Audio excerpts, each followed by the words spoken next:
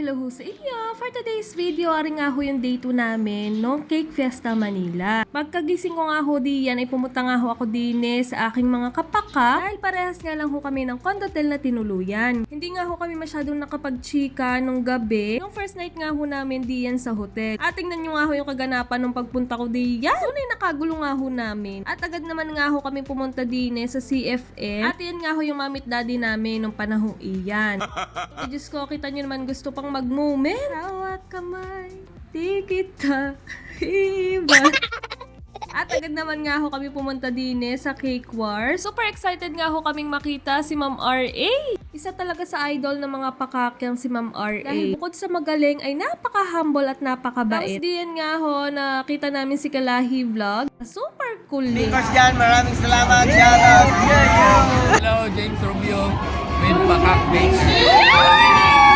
At syempre, yung isa naming idol din na si Sir James. Super galing din, kaya naman hinahangaan ng lahat. Tapos diyan nga ho nasilyapan namin si Chef Jordan. At kami nga ho yung nagpa-picture din. Legit, na hawig niya nga ho si Luis Manzano. Tapos pumunta nga ho kami din sa aming cake entry. Para syempre tingnan at bisitahin. Alam nyo, sobrang nakakahanga yung mga cake display na nandito. Hindi ko akalain na ako nga ho'y makakasali. Pero grabe ho talaga yung excitement na naidulot ng Cake Fiesta Manila sa akin. Tapos tingnan nyo nga ho yung mga wedding entries. Talaga namang napakagaganda. Akalain nyo naman nga hong cake ang mga iyan. Super nakaka-amaze yung mga baker na gumawa ng mga ito. Kaya isa talagang karangalan na mapasali sa ganitong competition. At take note, rush pa nga ho yung aking cake.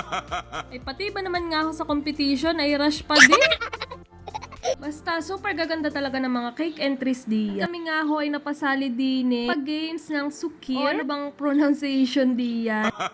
Ay talaga namang halikwat namin yung mga candies dini at syempre may papremyo. At dahil nga ho magaling sa halukayan ang aming kapakak na si Jinkay ay siya ho ang nanalo. Tapos dini nga ho nakapanood kami ng kaunti sa Demonica Pandit sa booth ng SJG Bake and Craft. Di na nga ho namin natapos kasi kami ho ay may lakad na mga panahong iyan. Sumilip nga lang ho din kami dini sa Cake Wars ni Kalahi Vlog at nakakapanghinayang nga ho at hindi namin nasaksihan yung buong oras ng competition. Tapos dumaan nga din ho kami din sa booth ng Pietraco. At grabe, kagaganda talaga ng mga cake. Nagawa ni na Ma'am Jaya ng Taste of Eros, Charms Cake, Chef Jordan, Chef Emily, Sir Rod, marami pang iba. Hindi mo talaga aakalaing cake. At talagang manifesting nga ho kami na makagawa din nga ho ng mga gantong cake. At diyan nga ho ay kami ay paalis na. Talagang hindi nga ho kami makaget over sa mga cake na red. Super gaganda ho talaga. Lalo na ho sa personal. At dahil nga ho kami ay umalis agad sa SMX, ay kami nga ho ay mamamasyal din sa Venice, McKinley. At kasama ko nga ho din ang aking pamilya. Awari ko naman nga ho ay enjoy aring aking mga anak. Naglibot-libot nga lang ho kami diyan. At syempre kumain na din. Bali magkakasama nga din ho kami din ng aking mga kapakak sisters. Para naman syempre sulit na sulit talaga yung aming day off. Napakaganda ho talaga din